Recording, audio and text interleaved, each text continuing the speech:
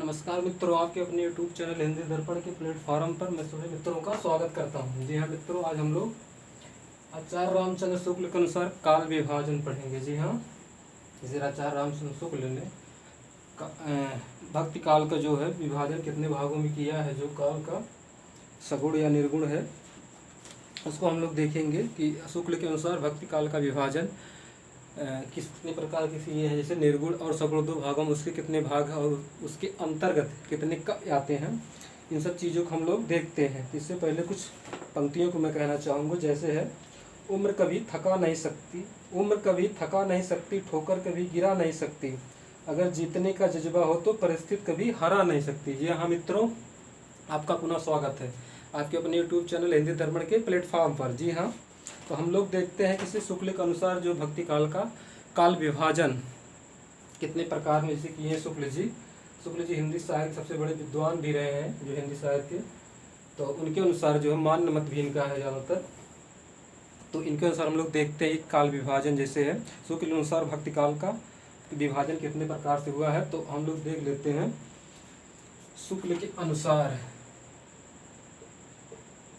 शुक्ल के अनुसार, अरे शुक्ल का मतलब होता है आचार्य रामचंद्र शुक्ल, जो बस्ती के रहने वाले थे।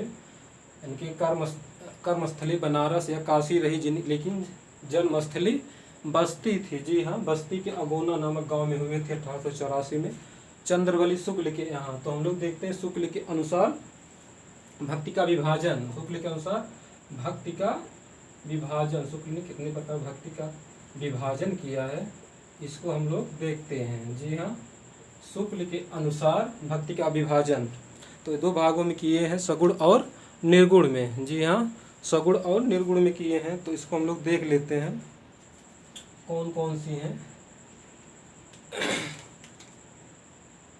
जैसे ये इस तरह कर लीजिए, एक इधर, यहाँ एक तरफ हम लोग निर्गुण लिख लेते हैं। दो शाखाओं में बांटे थे ना, तो एक निर्गुण भक्ति, दूसरी आप सगुण भक्ति भी कर सकते हैं। निर्गुण भक्ति,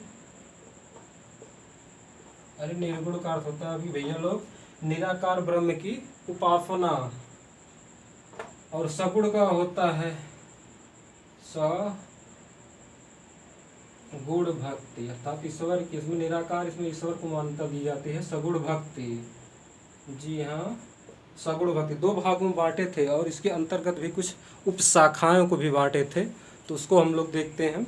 जैसे निर्गुण के अंतर्गत कौन कौन सी शाखाएं हैं। जी हाँ, इसके अंतर्गत आ जाएंगी, ऐसे एक ज्ञानाश्रय शाखा है, दूसरी प्रेमाश्रय शाखा है, और इसके अंतर्गत रामाश्रय शाखा आप कर सकते हैं, और एक किस आश्रय शाखा। अब रामाश्रय शाखा के अंतर्गत कौन से कवि या लेखक आएंगे, तो रामाश्रय शाखा का आप लोग जानते हैं हिंदी के सर्वश्रेष्ठ विद्वान और रामचरितमानस के प्रणेता या जनक रचनाकार कह जो भी कह लीजिए, महात्मा संत तुलसीदास का नाम आ जाएगा। लेकिन सब किस आश्रय शाखा के अंतर्गत किसका नाम आ जाएगा, तो वात्सल रस के सम्राट और कृष्ण के विभिन्न रूपों का चित्रण करने वाले सूरदास का नाम आ जाएगा। जी हाँ, सूरदास का। और इसके अंतर निर्गुण के अंतर्गत इसे कबीर हैं।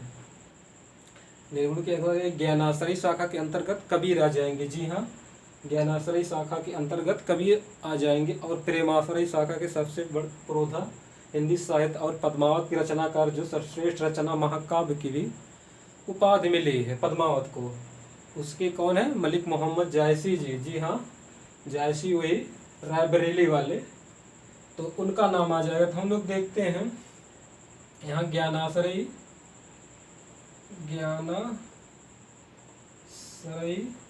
शाखा, और इसके अंतर्गत हो जाएगा प्रेमाश्रय शाखा, एक प्रेमाश्रय शाखा। जी हाँ, अब समझ गए होंगे आप लोग, ज्ञानाश्रय शाखा के अंतर्गत कबीर आ जाएंगे। जी हाँ, जिन्होंने निर्गुण निराकार भक्ति की उपासना की और हिंदू मुस्लिम के अंतर जो समाज में व्याप्त कुरीतियाँ थी उसको दूर भी किया। ये समाज सुधारक पहले और कभी बाद में कहे जाते कौन, कबीर जी। जी हाँ, कबीर जी को कहा जाता है। और प्रेमाश्रय शाखा के श्रेष्ठ कब मलिक मोहम्मद जायसी आ जाएंगे। और इसके अंतर्गत सगुण की हमने बताया, एक है रामाश्रयी शाखा, और दूसरा है किसड़ाश्रयी शाखा। आप लोग कर सकते हैं किसड़ाश्रयी शाखा। इसको समझना बड़ा जरूरी है कि शुक्ल के अनुसार भक्ति काल का विभाजन, इसी से हिंदी साहित्य का विभिन्न शाखा में विभाजन भी हुआ है। आप लोगों को जानना ही भूमिका बहुत जरूरी थी, इसलिए हम बता दिए। ज्ञानाश्रयी शाखा के अंतर्गत हमने बताया कि कबीर और प्रेमाश्रयी शाखा के अंतर्गत मलिक मोहम्मद जायसी। एक बार पुनः देख लीजिए, रामाश्रयी शाखा के अंतर्गत आचार्य भी कोई कुछ भी कह सकते हैं, उपाधि दे सकते हैं। महात्मा संत तुलसीदास का भी नाम आ जाता है, जो सबसे श्रेष्ठ कवि थे। और किसड़ाश्रयी शाखा के अंतर्गत आप लोग जानते हैं कि सूरदास का नाम आता है, जो वात्सल रस के सम्राट भी कहे जाते हैं, तो उनका नाम आ जाता है। तो हम लोग देख लेते हैं इसके कवि कौन है। तो ज्ञानाश्रयी शाखा का आप लोग जानते हैं संत कबीर का नाम पिछली वीडियो हमने डाला भी था। संत कबीर, कबीर का अर्थ होता है श्रेष्ठ या महान भी होता है। और प्रेमाश्रयी शाखा, तो इसके जो प्रवर्तक भी आप कर सकते हैं, इनके प्रवर्तक या श्रेष्ठ कवि जो है उसी को हम बता रहे हैं। तो प्रेमाश्रयी के मलिक मोहम्मद जायसी जी, जी हाँ, ये रायबरेली के जायस नामक स्थान में इनका जन्म हुआ था 1492 में। जी हाँ, इनके जन्म और मृत्यु के बारे में विद्वानों मतभेद या द्वंद्व भी रहा है, कोई एक मत निश्चित नहीं है किसके, मलिक मोहम्मद जायसी के। इनका जन्म स्थान कब हुआ, वैसे ज़्यादातर विद्वान 1492 ईस्वी में मानते हैं। और इनकी मृत्यु अमेठी में हुई थी, अमेठी में। जी हाँ, यही अमेठी उत्तर प्रदेश के जो अंतर्गत एक जिला है अमेठी, वही अमेठी के अंतर्गत इनकी मृत्यु हुई। ये शेरशाह सूरी के समकालीन भी थे, इस तरह आप भी कर सकते हैं। और जो अमेठी के राम सिंह थे, उनके भी आश्रम कुछ दिन रहे, कौन, जायसी जी। और ये ज्योतिष से भी विद्या जानते थे। उन्हीं के आशीर्वाद से राम सिंह को कोई पुत्र नहीं था, उन्हीं के आशीर्वाद से राम सिंह को एक पुत्र रत्न की प्राप्ति भी हुई थी। वहाँ से छोड़कर वो जायसी उसके बाद शेरशाह सूरी के मतलब भिन्न स्थानों पर रमणी भी कर सकते हैं कि रमणीता करते रहे या घूमते रहे। तो इस प्रकार इसको आप जान सकते हैं मलिक मोहम्मद जायसी कर सकते हैं। और इनकी रचना से तो कई इनकी हैं, लेकिन जो प्रसिद्ध रचना है पद्मावत है, 57 खंडों में है, 1540 में लिखा भी गया है। इसमें रतन सेन और गंधर सेन की पुत्री पद्मावती की प्रेम कहानी है। जी हाँ, पद्मावती की प्रेम कहानी है।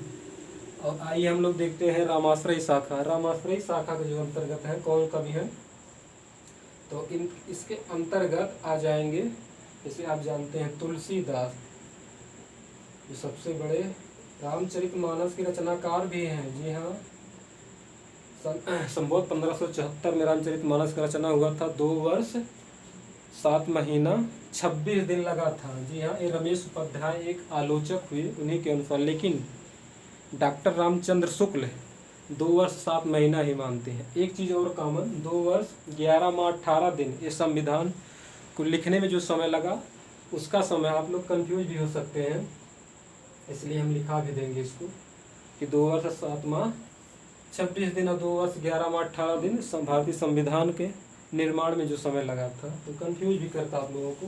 किसड़ाश्रयी शाखा के अंतर्गत जो कवि श्रेष्ठ हैं उनका नाम आप लोग जानते हैं कि वात्सल रस के सम्राट और कृष्ण के बाल लीलाओं का विभिन्न प्रकार के चित्रण करने वाले, अर्थात कोई भी कोना ऐसे बचा नहीं जिनको सूरदास जी ने झांका ना हो, अर्थात हर प्रकार के उन्होंने उनका अध्ययन कर विभिन्न अपने रचनाओं में उसका विवेचन भी किया। तो आप लोग जानते सूरदास, वैसे तो सूरदास जन्मांध थे या बाद में, इसके बारे में विद्वान एक मत नहीं है। जी हाँ, इनकी रचनाएं भी है, सूर सागर, सूर सरावली और साहित्य लहरी है। जी हाँ, जैसे सूर सरावली में होली का वर्णन, साहित्य लहरी दृष्टकूट पद 118 मिलते हैं।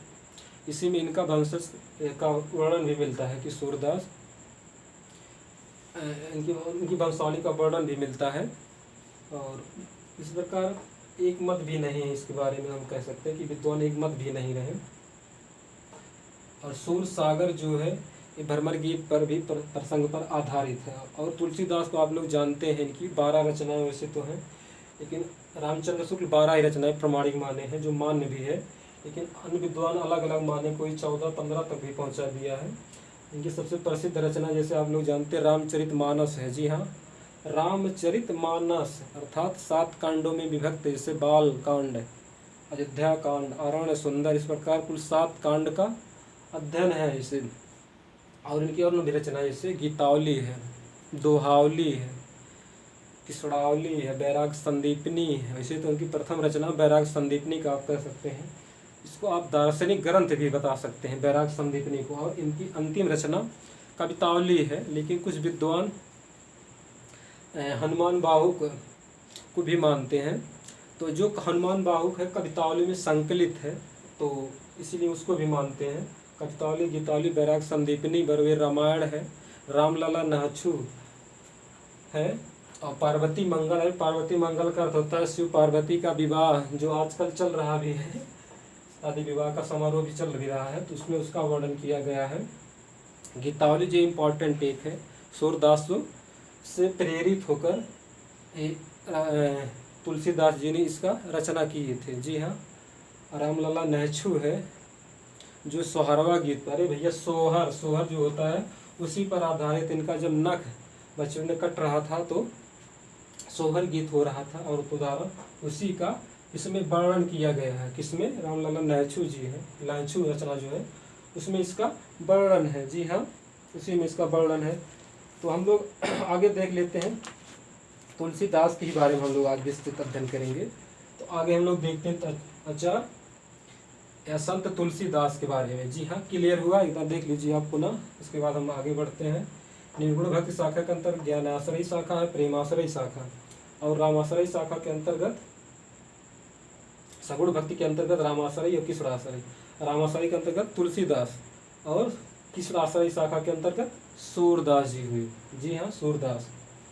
तो आज हम लोग तुलसी ही दास के या फिर जायसी के ही बारे में अध्ययन कर लेते हैं। जी हाँ, जायसी के बारे में।